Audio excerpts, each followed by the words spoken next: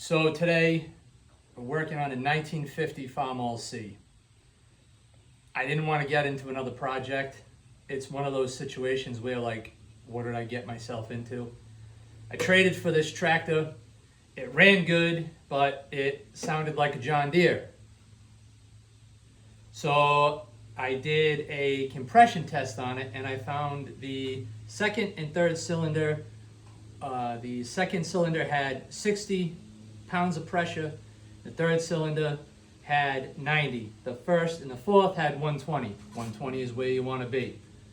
So then I pulled all the plugs. I proceeded to do what they call a blow-by test. And I closed the exhaust valves, and on the second and third cylinder with the exhaust valves closed, when I put the air pressure in, I could hear it blowing out of the exhaust. So I knew I had a valve problem. Exhaust valve problem to be exact. Now if you're watching this, I just want to let everybody know that copyright reasons, this is my water bottle. I'm not a master mechanic by no means. I'm a hack, just have some good teachers. So if I don't say the right terminology, I really don't care. I just bring projects in, I get them all banged up, screwed up, messed up, and I make them run, and I put them back together. So that's what I'm doing with this Farmall C. Now, what makes this Farmall C a unicorn, and the main reason why I brought it home, is it's a demonstrator.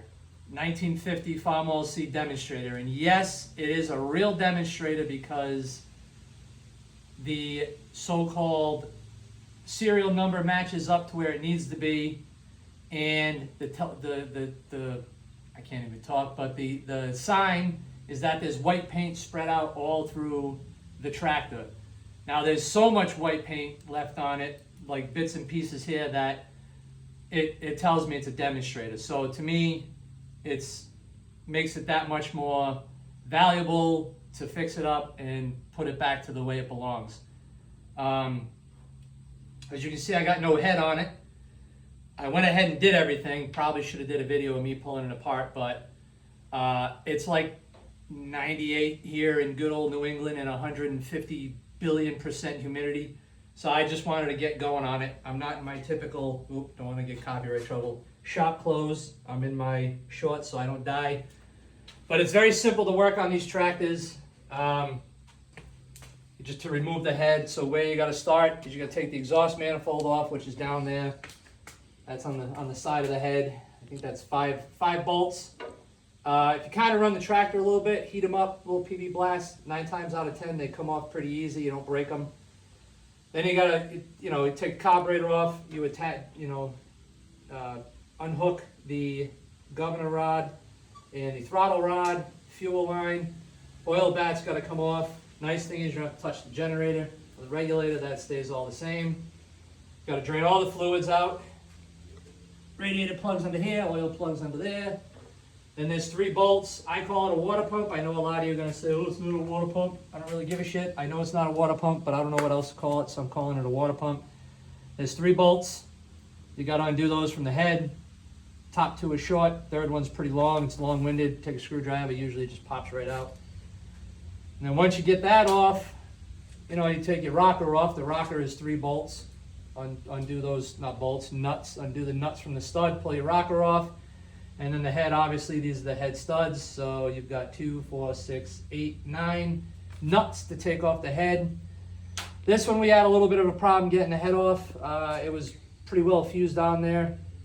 I don't like to use anything to pry, but we kind of had to, so a dead blow hammer and a really thin screwdriver just to kind of separate it and work it up. Maybe we used a small pry bar with a 2x4 to help wiggle it, wiggle its way up. What we found when we pulled the head off, if you swing over to this direction, the reason why it sounded like a John Deere is because our 2 exhaust valves, as you can see, are not round anymore. So there's our culprits. So we cleaned out the head. Obviously I'm going to take all these apart. I just wanted to see the condition of these two. The seats, guides, everything looks good. So it looks like I'm just gonna get new valves, lap them, throw them on in there, and I'm hoping to call it a day. So other than that, I'm new to this. Like I said, I'm no professional by any means. Just have a lot of fun. Me and my wife behind the camera. I'll get her on the camera. She's all dirty. Smile. There you go. There's your debut. We just figured there's a lot of these channels out there, but I want to try to get in depth and do videos that, you know, help people if they have questions. You know, you kind of see videos like I showed you. Oh, I had bad valves, and you know the head is magically removed from the engine. But this is the reality of it. You're not clean. I mean, this is clean. I wiped myself off, but you know, you're not clean. There's no, you know, oh, it comes off no problem. It's all bull crap. This is the real deal. So yeah, I mean, I've got a ton of projects. We're gonna knock them out. I think this is why we decided to do the channel. Over here is a Cub Cadet original. Don't mind the punching bag. That's there so I don't break things. I have a bad habit of breaking things when I get angry. This is Cub Cadet original. It was on its way to the scrap yard. I said, nope, we're not doing that. So it's all original. It's the way it's going to stay. Notice it's missing the engine. So the engine is actually over here next to the head, which is next to my water bottle. Let me move my water bottle. What happened with this is the connecting rod for the piston broke. So yeah, that sucks.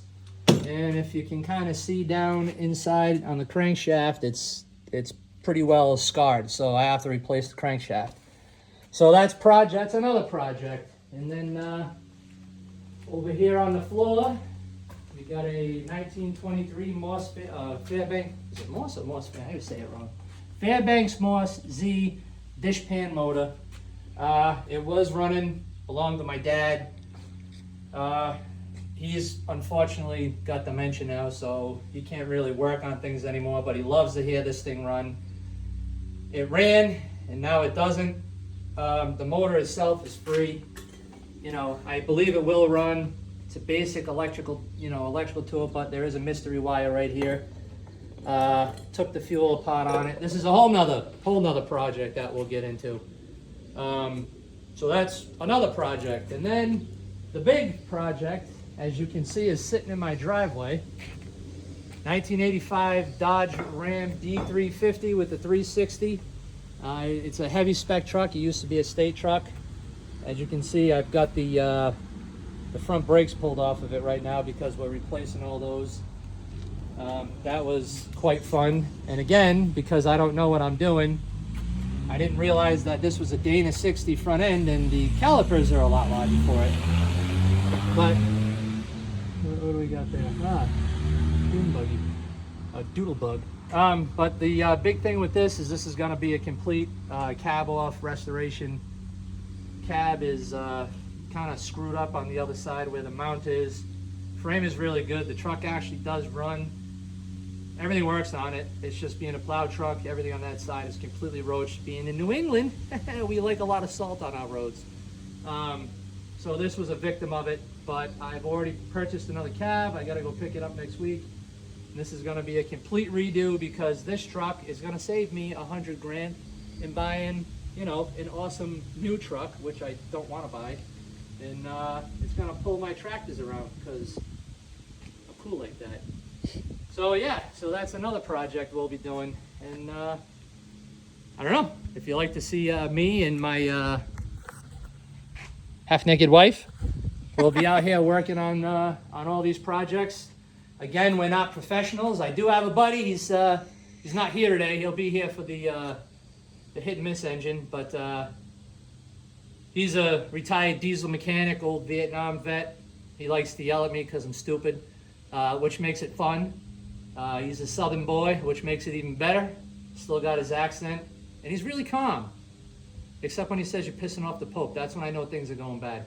But anyway, he'll be joining us, and whoever else pops in, and that's about it. So hopefully you guys join us for the ride. We'll continue to work on this one. Next video will be basically just taking the head apart, showing you that, the annoying part of taking all the springs off, the valve springs off. We're just going to go through it and clean it up and keep our fingers crossed. We'll see you later.